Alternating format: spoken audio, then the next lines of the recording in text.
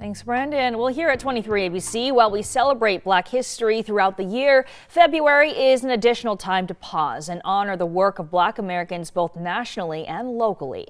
23 ABC's Brianna Willis joins us in the Live Center to break down just a sliver of the African American history here in Kern County. Brianna. Keely, there are several important African American figures who made significant influences here in Kern County, and according to data that we collected from the African American Network of Kern County, it all started with Fanny Price Reese. Back in 1880, she was the first Black woman to come here to Kern County, and she built her home right here in Bakersfield. And then in 1884, over 2,000 Blacks came to Kern County to plant over 300,000 acres of cotton. And if you jump nearly a century later, in 1990, the African American Network of Kern County was formed.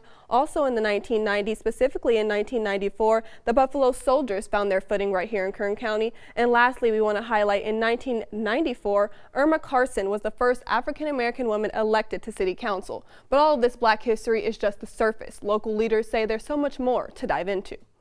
We have a lot of advancement of African Americans, but not very many individuals, whether they're African American or none, are not aware of the major contributions that we've made here and are still making. It's important to honor the contributions made by Black ancestors here in Kern County. Now, through a grant from the Willer Foundation, Executive Director of the African American Network of Kern County, Dee Slade, is compiling history starting back in 1880. So I want individuals to know that the city of Bakersfield and the county of Kern, that the African Americans that came and the 250 families that stayed here, they were of the highest of respect and a self-esteem and self-sufficient group of people. Slade adds the businesses they built helped flourish Kern County's economic development. Downtown on 18th, 19th, 17th Street, 20th, 21st, and 24th, they had businesses.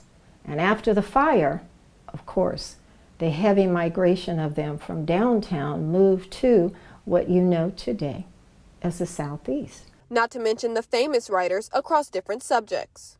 Medical and some of your educational and juvenile writings came right out of Bakersfield under the heading of African Americans that produced or created the language. But both Nick Hill, president and CEO of the Kern County Black Chamber of Commerce, and Patrick Jackson, president of the Bakersfield NAACP chapter, say while progress has been made, there's still more work to be done. Understanding our history is important, but the other thing is that we're still struggling, to get our foot in the door. We're still struggling for inclusion.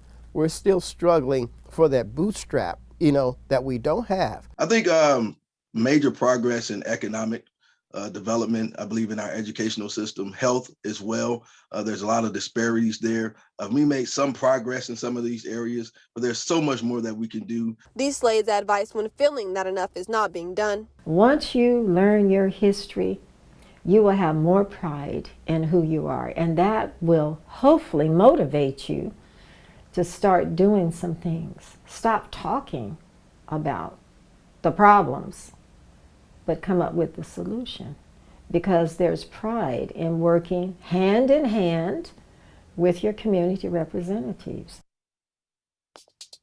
For my full interview with Dee Slade from the African American Network of Kern County and a list of local African American influences, head to our website, turnto23.com. In studio, Brianna Willis, 23 ABC News, connecting you. Thank you, Brianna. And we have lots more stories on our website on Black history, including why it's celebrated in February. Be sure to scan that QR code, which will take you to turnto23.com.